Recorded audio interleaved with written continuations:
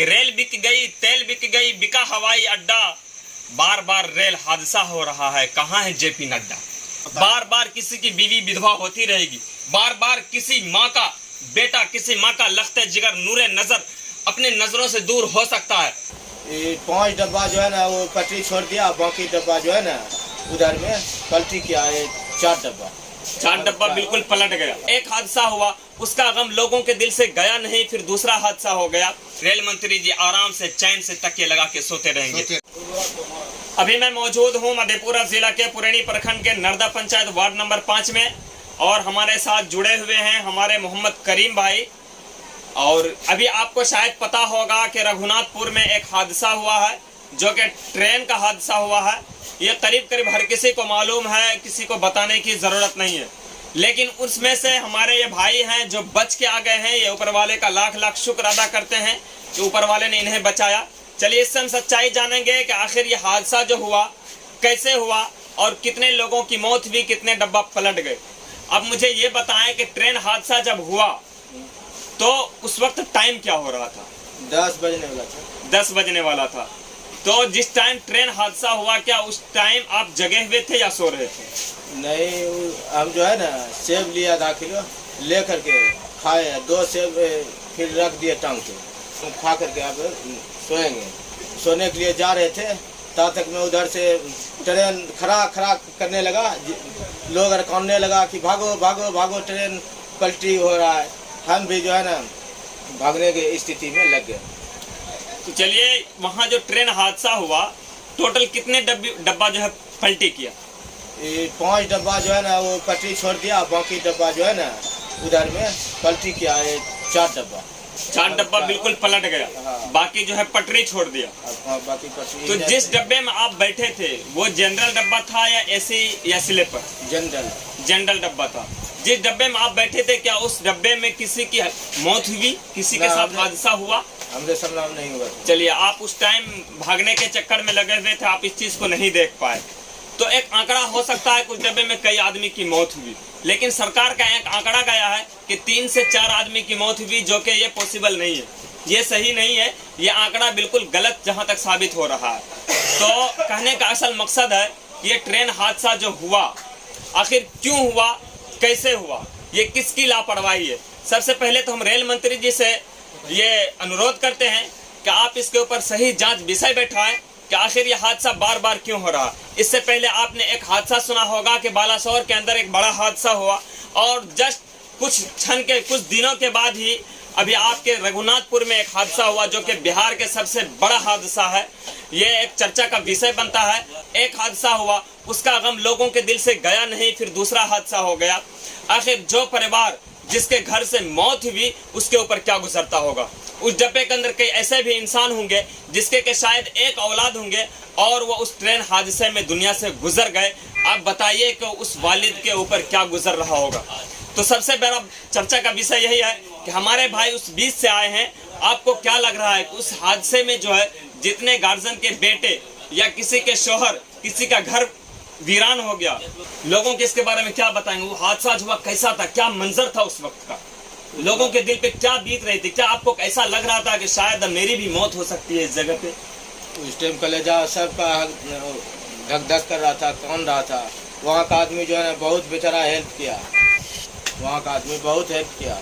अच्छा, वहाँ के जो रहने वाले हैं, वहाँ के बाशिंदगा ने हर चीज लेके आए थे, खाने पीने का भी सामान लेके आए थे, ठंडा वंडा सब दिया, बिस्कुट दिया, खाने के लिए सब चीज दिया। आप लोग भी खाए थे उस साथ? चलिए, वहाँ के लोगों का यह सबसे बड़ी जिम्मेदारी थी कि उन्होंने चलते हुए मुसाफिर को खाना खिलाया, और उनकी जो जरूरियात की चीजें थी वो भी वहाँ के लोग जो प्रोवाइड करवाए।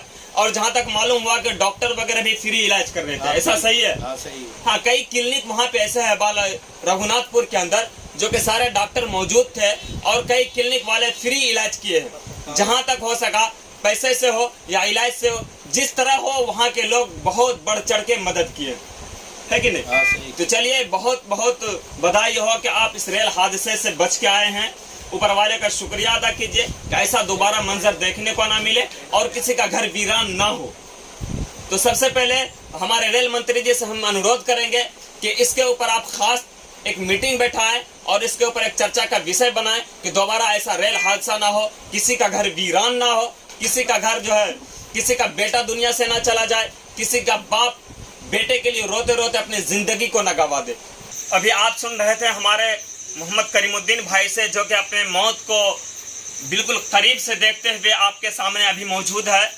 अब मेरे साथ जुड़े हुए हमारे साद भाई, हम इनसे भी कुछ जानेंगे और ये भी कुछ कहना चाहेंगे। रेल मंत्री की कितनी बड़ी लापरवाही है कि बार बार हादसे का शिकार लोग हो जाते हैं। तो हमारे साथ भाई कुछ कहना चाहेंगे। इससे जो पहले करीब रेल हादसा हुआ था, लगभग 4-5 महीना पहले की बात है, उसमें भी रेल प्रशासन की बहुत बड़ी गलती थी, चूक थी। इस वजह से हमारे देश में जो है रेल हादसा बहुत ज़्यादा हो रहा है। फिर ये रघुनाथपुर में कल परसों 5-6 दिन पहले माना जाए कि रेल हादसा हुआ है, उसमें भी रेल प्रशासन की कहीं ना कहीं बड़ी गलती है। हम चाहेंगे कि रेल प्रशासन को इस पे कड़ी से कड़ी निगरानी रखनी चाहिए, ताकि हमारे देश में सही तरीके से हर क्षेत्र में, चाहे वो शिक्षा का क्षेत्र हो, चाहे वो रेल प्रशासन मतलब रेल का क्षेत्र हो, हर क्षेत्र में हमारे जो सरकार है उसमें निकम्मी पड़ रही है। क्योंकि हमारे देश का इतना बुरा हालत हो चुका है, पढ़ाई के लेवल पे रोजगार नहीं मिल रहा है, आदमी परेशान हो रहा है, अपने घर छोड़ के, गांव छोड़ के, कस्बे छोड़ करके लोग बाहर कमाने जा रहे हैं। तो इस तरह से जो बार बार हादसा होती रहेगी तो फिर कहीं ना कहीं बहुत बड़ी दिक्कत है।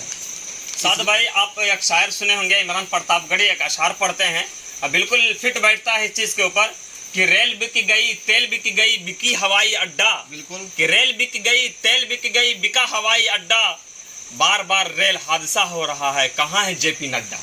बिल्कुल सही। तो कहने का असल मकसद है कि जब भी एक आम सा बात आप समझ लीजिए, जब भी कोई छोटा ठेकेदार हो या बड़ा ठेकेदार हो, जब ठेकेदारी पे काम करता है तो वो हर हत्तल इम्कान कोशिश करता है कि उसे 2 रुपया बचे। बिल्कुल हर कोई। और आपको शायद पता होगा कि रेल विभाग जो है, रेल मंत्री जो, वो भी ठेके पे चले गया है। बिल्कुल वो भी जो बिक्री हो गया, वो भी ठेकेदार के अंदर चले गया। तो ऑटोमेटिक सी बात है कि ठेकेदार बचाना चाहेगा। जब रेल के ऊपर बचाने का कोशिश करेगा तो जाहिर सी बात है कि वो बार बार हादसा होता रहेगा, बार बार किसी की बीवी विधवा होती रहेगी, बार बार किसी माँ का बेटा, किसी माँ का लख्ते जिगर, नूरे नजर अपने नजरों से दूर हो सकता है। ऐसा हो सकता है कि किसी का भाई अपनी बहन से दूर हो गया।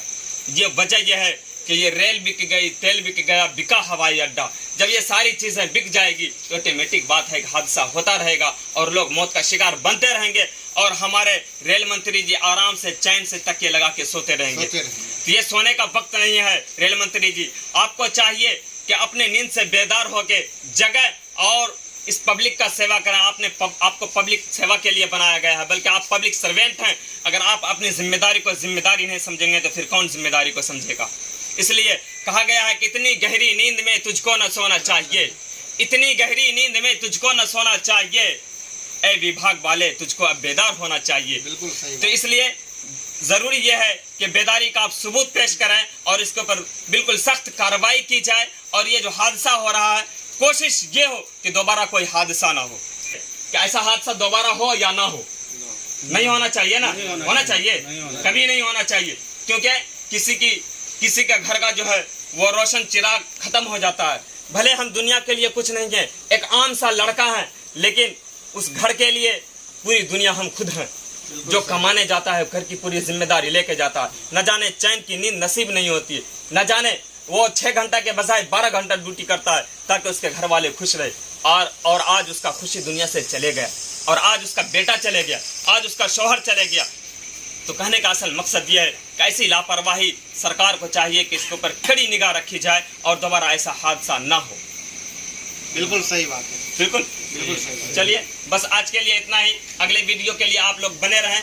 अगर आप मेरे चैनल को सब्सक्राइब नहीं किए हैं तो बराए मेहरबानी चैनल को सब्सक्राइब कर दें, लाइक कर दें और शेयर वीडियो को जरूर करें।